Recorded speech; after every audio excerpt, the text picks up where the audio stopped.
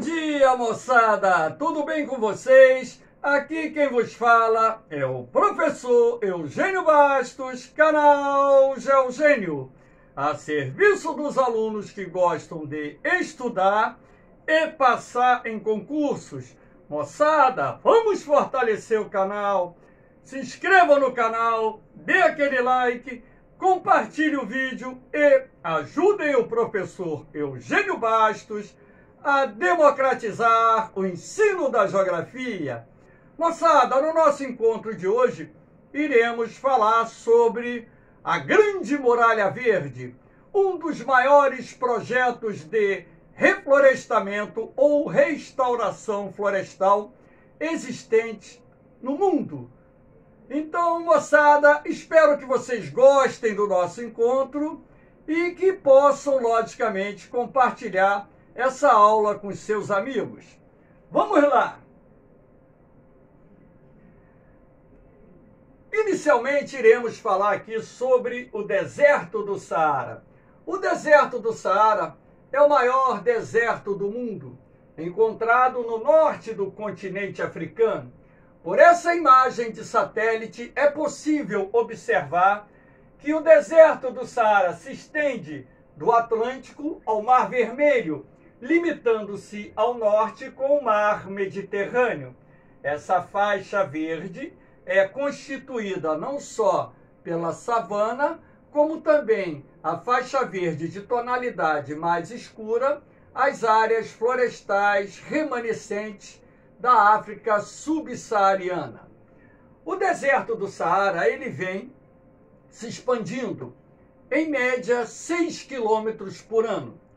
Esse crescimento do deserto do Saara gerou uma grande preocupação para vários governos da África subsaariana, sobretudo os países localizados na região do Sahel, palavra árabe que significa costa do deserto. Então nós veremos o porquê do deserto do Saara estar se expandindo, os fatores naturais e os fatores antrópicos responsáveis pelo crescimento do deserto do Saara e o que está sendo feito para conter a expansão do deserto do Saara na região do Sahel.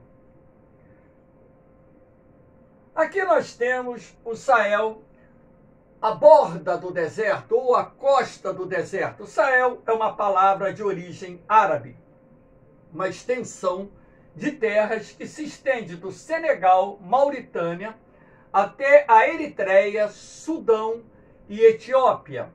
Essa faixa do Sahel, que acompanha toda a borda sul do deserto do Saara, é dominada pelo clima tropical semiárido, com características similares, ou seja, semelhantes, às características do clima tropical semiárido encontrado aqui no sertão nordestino. É uma região quente com chuvas mal distribuídas durante o ano. Aqui na região do Sahel, o período chuvoso ocorre na curta estação do verão, com índice pluviométrico que oscila na faixa de 300 a 500 milímetros em média. Claro que uma outra região qualquer, uma outra área, pode apresentar um índice pluviométrico um pouco mais elevado. Estamos falando aqui em padrão médio. Nessa faixa do Sahel, nós temos uma cobertura vegetal muito rarefeita, constituída ou representada pelas estepes, que na verdade aqui correspondem a uma zona de transição entre o deserto do Saara e as savanas e as florestas tropicais africanas. A estepe ela é constituída por uma vegetação de baixo porte, formada basicamente por ervas e gramíneas, havendo arbustos, cactáceas, bromeliáceas, uma vegetação resistente a longos períodos secos, razão pela qual essa vegetação é do tipo xerófila, amiga da seca. Ora, o que está acontecendo nessa região do Sahel para que o deserto do Saara avance? quais seriam as causas da expansão do deserto do Saara na região do Sahel. É isso que nós vamos ver.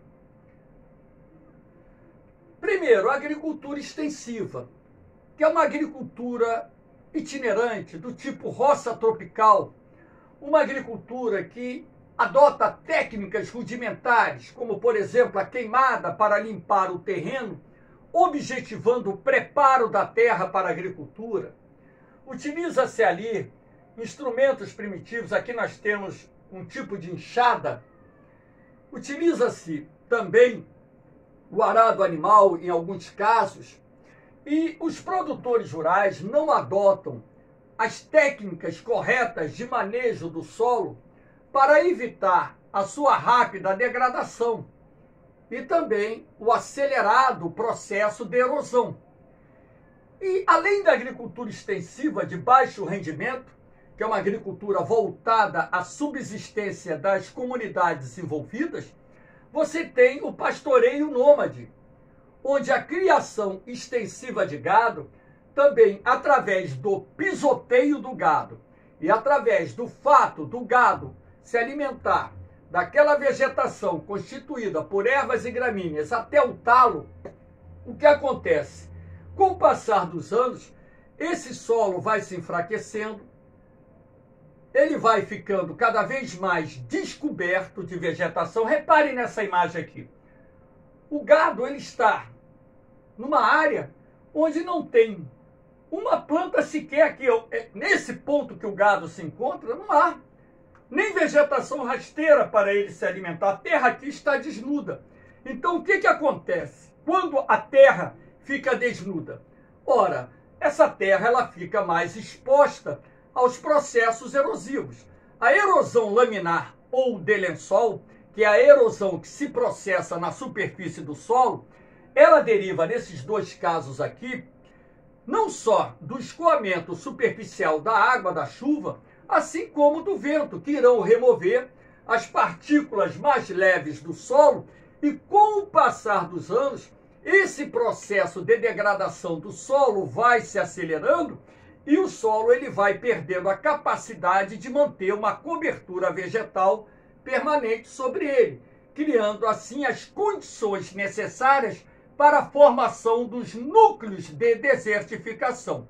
Claro que além das práticas agrárias primitivas adotadas em vastas áreas do Sahel, há de se destacar o desmatamento das florestas tropicais africanas, o desmatamento nas savanas africanas, que também tem interferido nessa questão da distribuição das chuvas.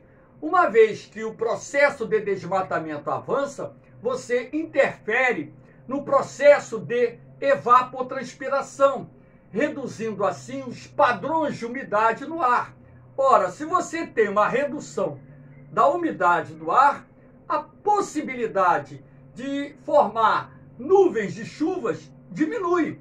Então você altera, através do desmatamento, os padrões de distribuição de chuva, não só nas áreas onde o desmatamento está se processando, assim como nas áreas circundantes àquelas regiões que estão sendo desmatadas. O Sahel, por ser uma faixa de transição entre as áreas tropicais, subúmidas e úmidas, e o deserto do Saara, sofre com o desmatamento que ocorre nas áreas de maior umidade, fator esse responsável pelas alterações nos padrões de chuva que ocorrem sobre essa região. Aí você tem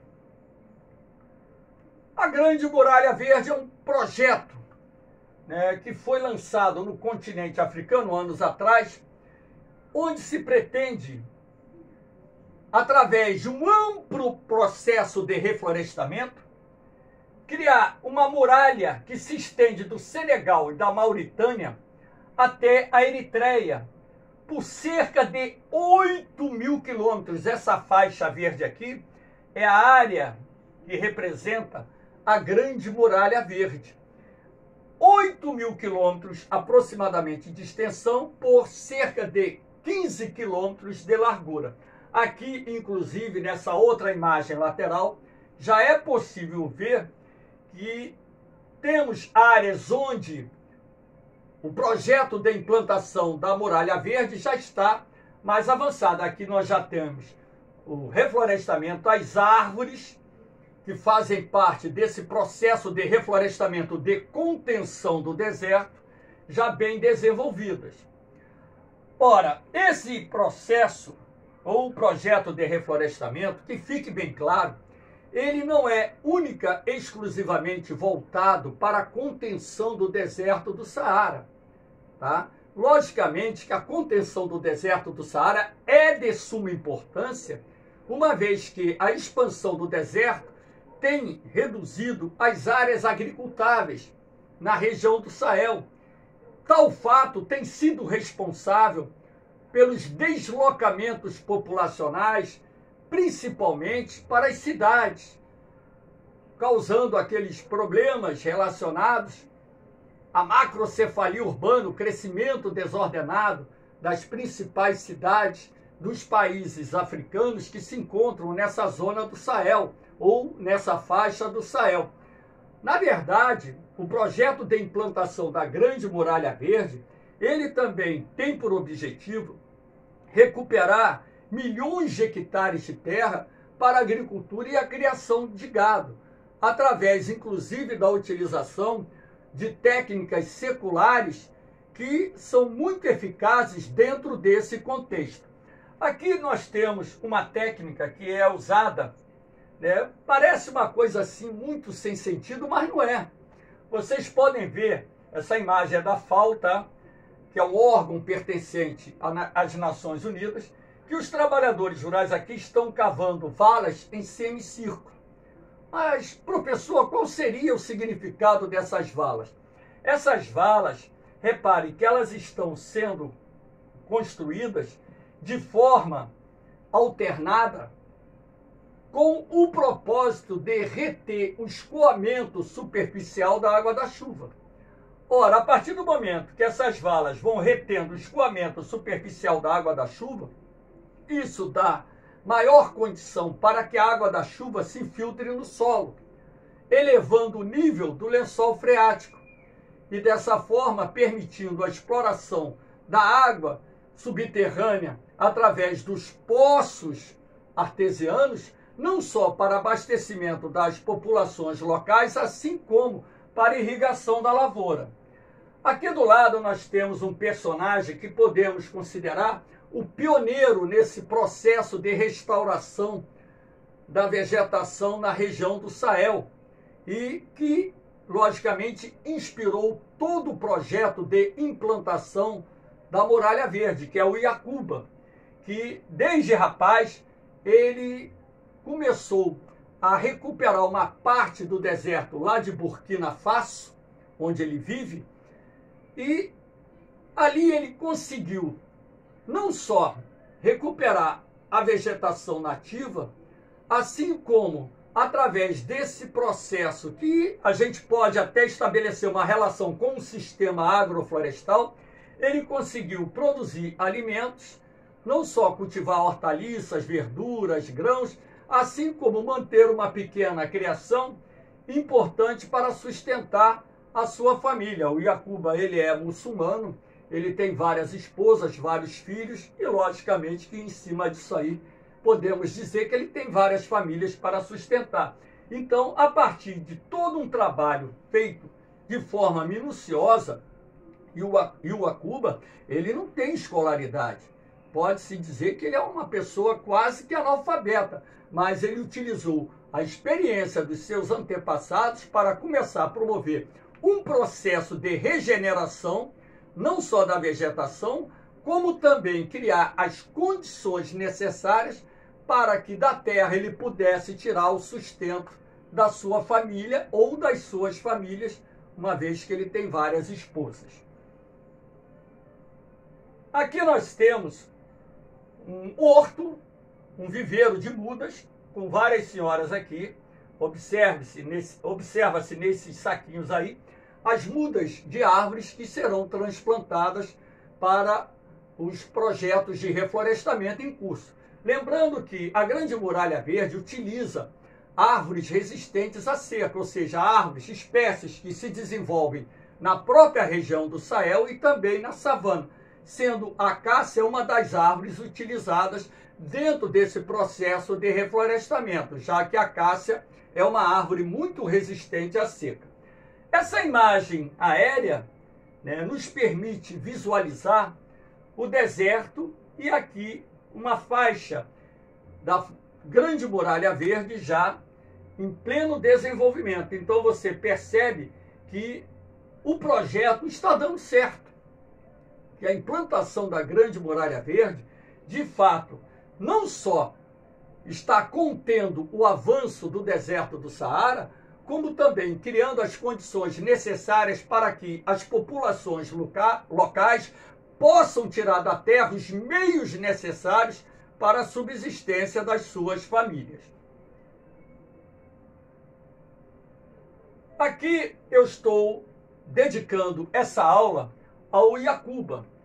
Nós temos nessa imagem, né, o Iacuba semeando nos buracos. A técnica Zai consiste em abrir buracos num alinhamento.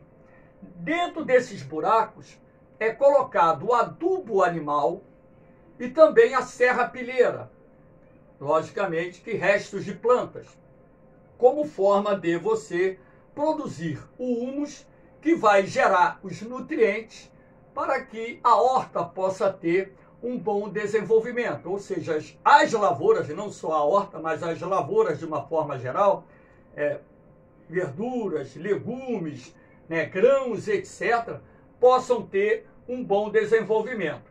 Então, logicamente, que na imagem não é possível ver, né, o composto orgânico que está dentro do buraco, porque esse composto orgânico ele fica lá embaixo.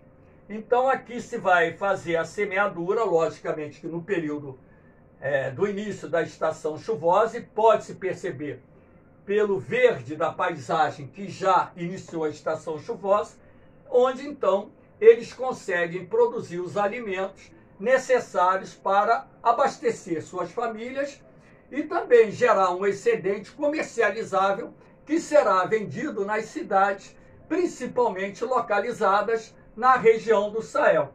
Então, aqui nós temos outras imagens, né, mostrando que as plantas já estão em desenvolvimento, que a técnica Zai é uma técnica de grande eficiência, apesar da sua simplicidade, é uma técnica de grande eficiência nesse processo de regeneração do solo e, logicamente, posterior utilização do mesmo para a produção agrícola. Então, aquilo que eu disse, a Grande Muralha Verde não tem única e exclusivamente o objetivo de conter o deserto do Saara. Logicamente que o objetivo central é conter a expansão do deserto, mas também ela traz consigo, né, como objetivos de suma importância, a fixação do homem do campo, dando-lhes condições, não só através da regeneração do solo, de tirar da terra a sua subsistência, como também gerar excedentes comercializáveis que possam ser vendidos no mercado interno e, dependendo até do produto, ser exportado para o mercado internacional. Então, na medida em que esse projeto de desenvolvimento da Muralha Verde está avançando, logicamente que tal fato gerou uma redução do êxodo rural, fixou o homem no campo, está recuperando áreas degradadas e, sendo assim, mostrando que, através de um ato pioneiro do Iacuba, é possível você conter a expansão do deserto com procedimentos bastante simples, técnicas bem elementares. Eu dedico essa aula ao Iacuba, que inclusive recebeu o Prêmio Nobel Alternativo, foi através da sua ação que a FAO e, posteriormente, países da região do Sahel abraçaram o projeto lançado pela ONU de implantação da Grande Muralha Verde para conter a expansão do deserto do Saara. Bilhões de árvores estão sendo plantadas e a ideia é que a Grande Muralha Verde não só contribua para o desenvolvimento dos povos que vivem no Sahel, assim como possa ser um exemplo a ser utilizado em outras regiões do mundo, onde processos de desertificação estão em andamento. Espero que vocês tenham gostado da aula. Dê um like, compartilhe o vídeo, se inscrevam no canal, ajudem o professor Eugênio Bastos a democratizar o ensino da geografia. Moçada, um forte abraço, um beijão no coração, fiquem com Deus, eu vou, mas eu volto, hein? Fui!